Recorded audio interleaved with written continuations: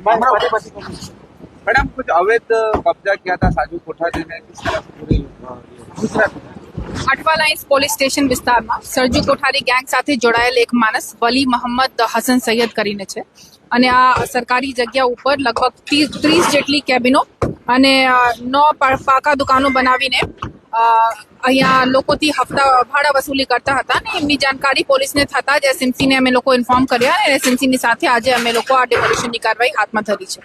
Madam કેટલા વર્ષથી આ કબજો હતો અને આગળની કાર્યવાહી શું રહેશે? લગભગ 8 થી 10 વર્ષથી આ દબાણ છે એવી અમે લોકોને માહિતી છે અને આગળની તપાસ અમે લોકો કરી રહ્યા છે કે એક્ઝેક્ટલી એમઓ શું હતી અને હપ્તા ખરેખર કોણ લેતા હતા અને તપાસમાં કંઈ પણ આવે તો અમે લોકો કાર્યવાહી કરીશું. મેડમ બે ગુસ્સીટોક લાગી ગઈ છે અને આવા પછી કોઈ ગુસ્સીટોક કેવું કંઈ સત્ર પોલીસ કેવું કંઈ અગર કોઈ એફઆઈઆર દાખલ થશે આમાં તો અમે લોકો આગળની કાર્યવાહી કરીએ. ઓકે.